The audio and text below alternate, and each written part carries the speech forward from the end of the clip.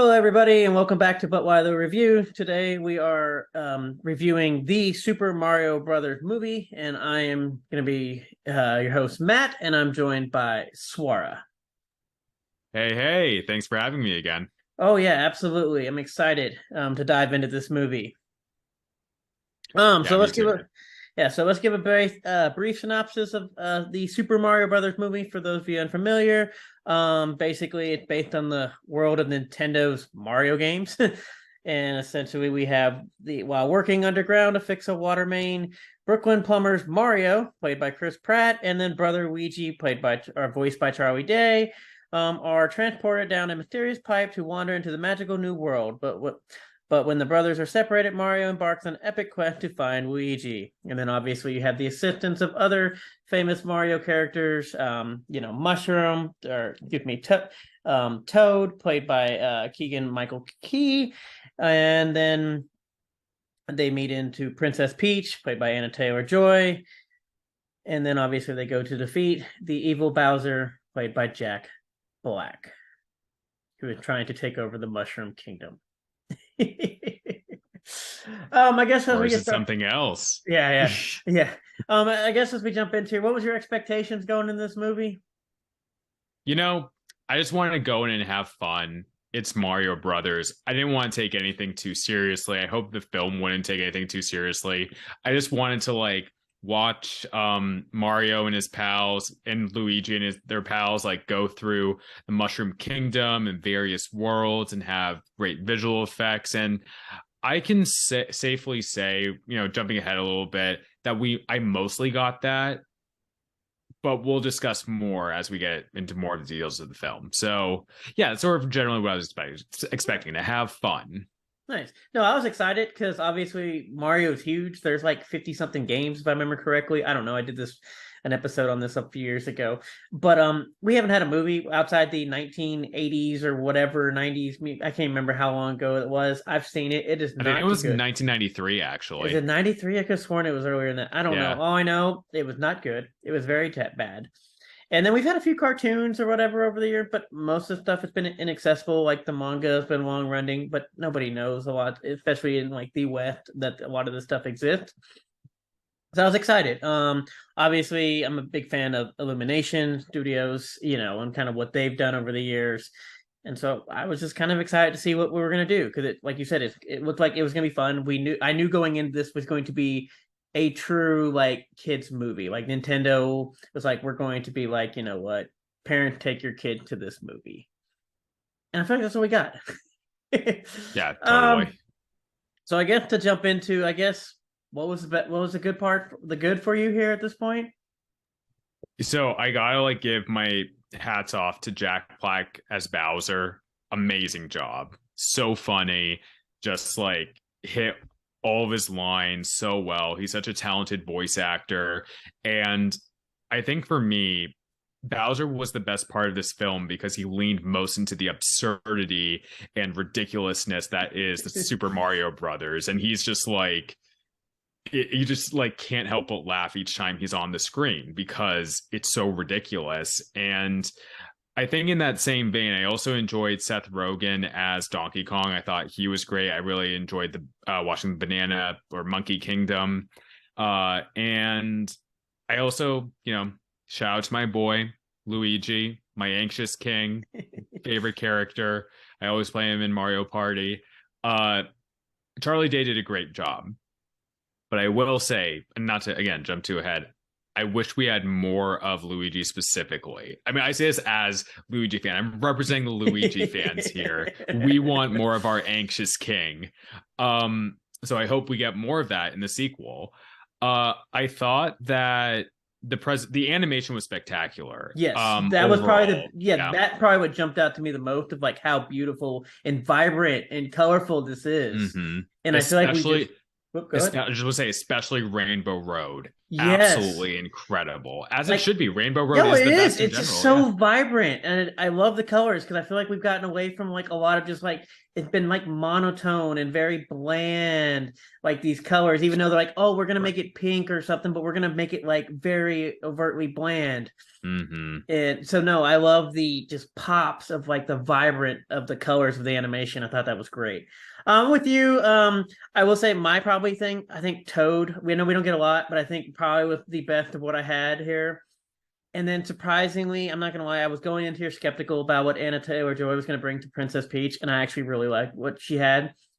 She definitely stepped it up, and I think I was probably the biggest surprise to me, like in the best of ways, because I wasn't sure. Because we talked about like voice acting before. We've had obviously people talking about lead up to this movie, and she was kind of one of the wild cards for me of like I don't know what you can do, and I think she really did a great job with her character. Yeah, I think she did a solid job overall. I think that yeah, she did imbibe the role of Peach with a lot of pathos. We get some more hints into Peach's backstory.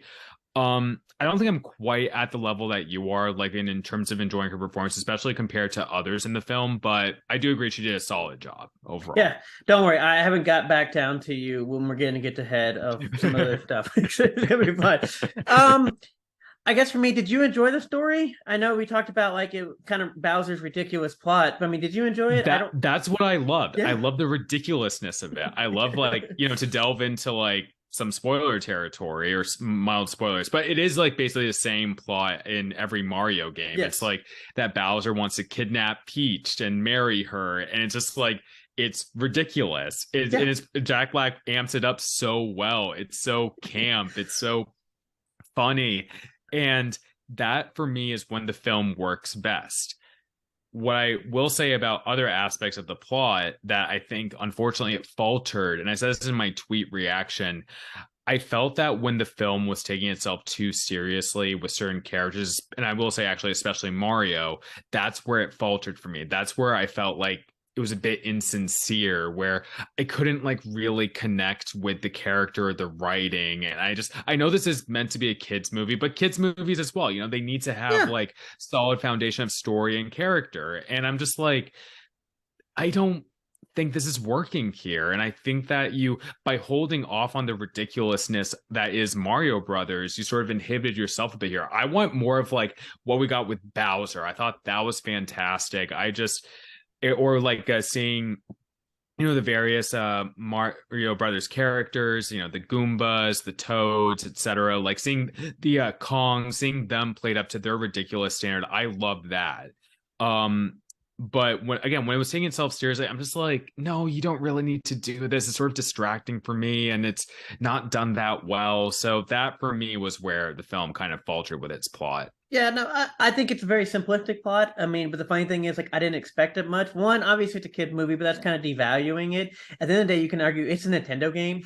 Like, because as you said, like most Mario games, Bowser kidnapped Peach. Your job is to go through the world to save and meet people along the way to save the princess. That is about it. Obviously, we don't get her like completely kidnapped in this, like that we do in like in the game where you start over. But like that's basically the plot, and that was simplistic of what they were doing. And so I didn't have much. To your fault, I didn't mind too much. I love the ridiculousness of it. Mario didn't bother me as much. Surprisingly, didn't mind. If anything, probably which I guess we can. I mean, I guess the plot of just moving from where, because you say like as we said in the synopsis, they go down a mysterious pipe and they start in Brooklyn. The whole Brooklyn part, I could do without. I didn't need any of that. Yeah, I mean, That I will say I did appreciate meeting Mario and Luigi's family and them yes. eating Italian food, the hyped up Italian culture. Like again, the Yeah, ridiculousness. no, that That's was what's great, but fun it was about just Mario if Brothers. that's what Yeah, the problem was, like that on its own was great, but when you add it to the greater context of what we were doing, that's what took me out of the story. And totally. Yeah. so, and that's what probably if there's anything in the plot of just having this like whole we're gonna go down a mysterious pipe, which fit Nintendo's vibe, I guess, but and it was cool, but like that whole like the first thing, that whole first section is kind of the movie, so just kind of takes me out, and then I love Sebastian Cano. I can't even pronounce his name. I'm sorry. Probably as Spike. A little weird when we get in the movie, but I loved it, and so it was fine. I wish we'd got more. Obviously, I know it's how we do. I guess is there anything else that really kind of stood out to you in this movie from the good side before we kind of did into the faults, which I do think there are quite a bit of faults as much as I did enjoy this movie. Yeah, I think okay, and what else I really particularly enjoyed? I will say the kart racing The and the way they cart was did great. the whole Yeah. kart racing stuff. I think is one, the animation, if I recall, great. Two, the way, like you said, they embrace of like Mario Kart, like to Yeah. the fullest, and it was great. And but no, Mhm. I think that whole The music setup was is also really great. The the music was also score. really great, and the incorporation of like the traditional Mario themes. That love that. So Really good. I loved also how they incorporated, but also love that they did it. They didn't just play the original one, like usually you have like a piano one, and then you Mhm. kind of do like kind of the synthwave one, and then they kind of break it down into the traditional, and then you have more. And I think the way they took each one of them and kind of mixed them in to where you if you recognize it, you know what it is, but it's not just like they just took it and just laid it on top of it. They kind of played them Yeah, into different variations of them, and I thought was very well done and cool to see. totally agreed. Yeah. So now some of the faults of this movie, because I will say I still enjoy this movie. It's definitely not a perfect movie. I'm gonna go off and get it out of the way right now. I think Charlie Day was not great in this movie. I think if there was any Fair enough. voice that because we always the whole conversation leading up to this is like, how does this go? Because we don't have original voice actors of all the Mario characters. Mhm. Charlie Day's bothered me by far the most, and that was like the thing of like I don't think Luigi was bad in this movie, but if I had to talk about like iconic characters of like their voicing and doing stuff, it was Charlie Day. Of like every time he spoke, I'm like, this just sounds weird. Because also like, I guess because for me, it was like you are the most recognizable of like you are Charlie Day, and so it's not Oh, bad, but it was yeah. just one of those like I just kept seeing Charlie Day and not Luigi in part. No, I can totally see that, and I will argue, like as someone who probably enjoyed the performance more than you did, that's the fault of also the writing of not giving Luigi enough. Luigi, yeah, he is the damsel in distress, which Right. great, like that he does fit in there, but like it didn't give him enough to do in Bowser's castle. Like he was literally just an object being tossed around. And, it's like we have this critique, for women characters as, we should, if they get kidnapped or whatnot, or uses that sort of MacGuffin. For me, like, not it's obviously not the same, but still, like as a Luigi fan who really wanted more from Luigi, I just like I wanted so much more. I'm like, and the moment they give him at the end of the film, like when he teams back up with Mario and like helps defend Mario again without getting into spoilers. It was meant to be like this big heroic moment, but I barely felt anything because the writing barely gave Luigi anything. It wasn't, they didn't build up to that. They didn't like have him interact that much with other characters in a meaningful way. Like this Right. was Mario's movie for the most part. Yeah, I mean, which is was Yeah. fine because I mean, the kind of how the franchise ends up going. Because obviously, as much as Luigi is a part, like he's kind of spun off into his own thing. But when they are together, it's always Mario. I do agree. The ending, it's one of those I really like it, and I do think they have that moment, but it's very much of like you don't quite get the whole like brothership completely to feel it as much. I think if you like you can obviously it kind of one of the little hook thing of like they're hoping that you know the games and the characters enough that you get that feeling. And so like me, I'm like, oh yeah, I get that here.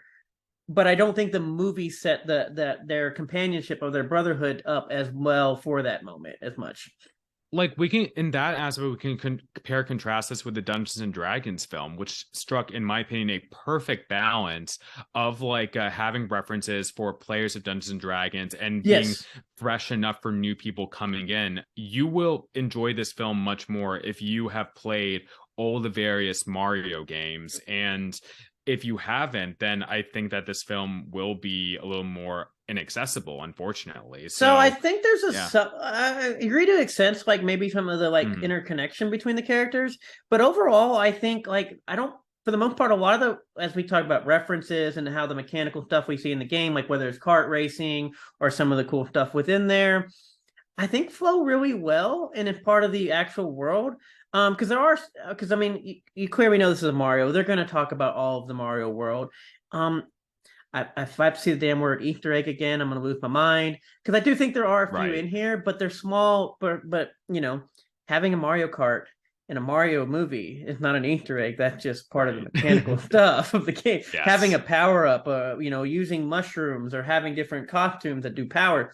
That's part of the games. It's not something special.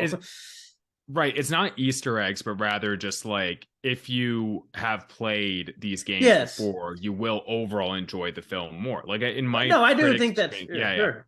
Yeah, in my critic screen, there were people who played way more Mario games than me who were absolutely loving and raving at the movie. Yes. When I was like saying like, oh yeah, I played Mario Party and Mario Kart, but otherwise haven't delved too much into the franchise as much as I would have liked to growing up.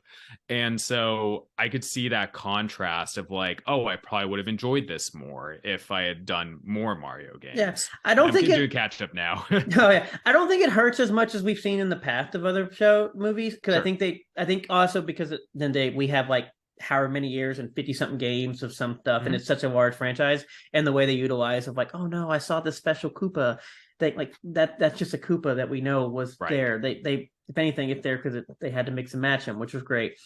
But overall, I think the other faults that we have, some of like I enjoy Bowser.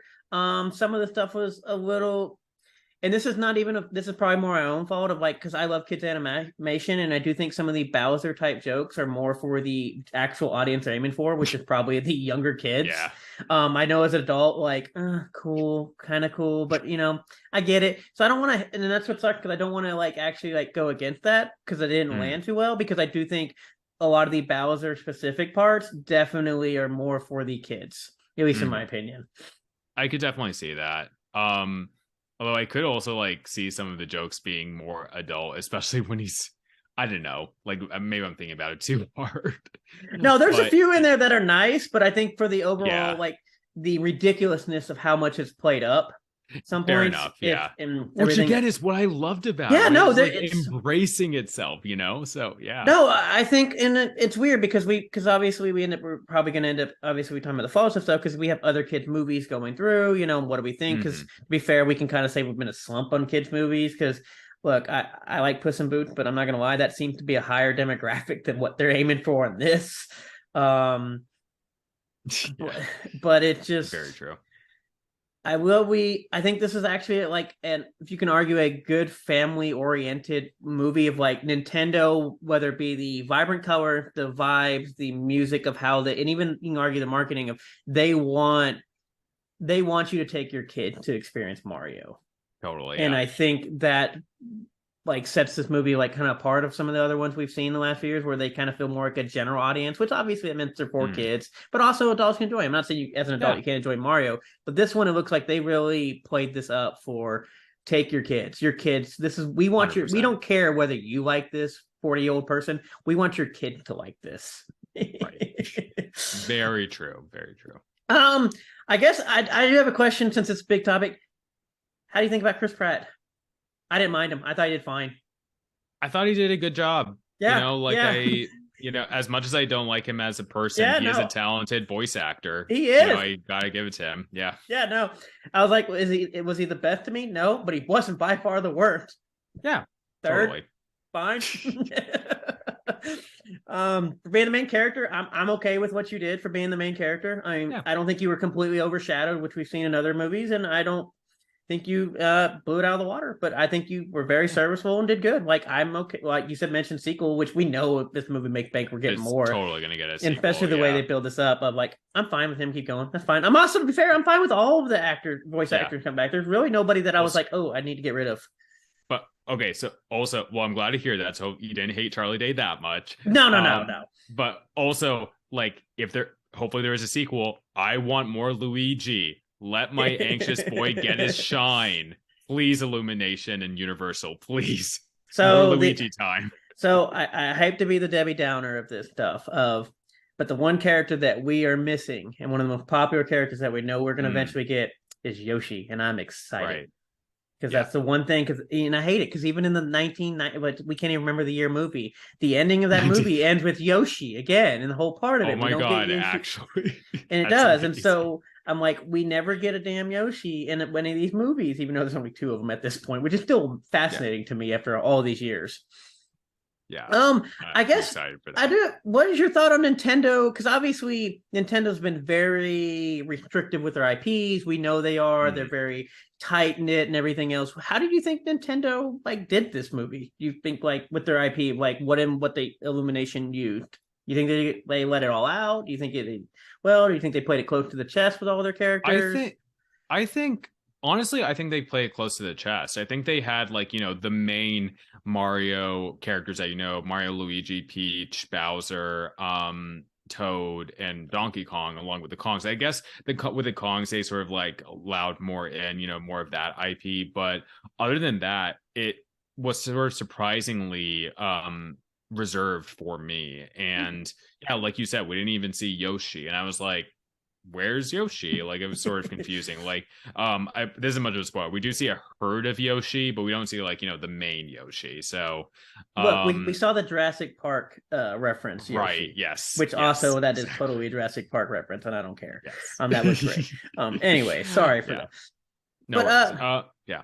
No, no, I just like think there is with this movie, I can say though, they are like setting up for a lot more inclusion of yes, their various IPs. So I'm excited for that. And I think like Mario Brothers or Nintendo Worlds are like, that is a like valid sort of opportunity for a multiverse of films. So that I would be looking forward to. yeah. I guess for the only thing to kind of before we get out of here, the bad stuff because I do talk about.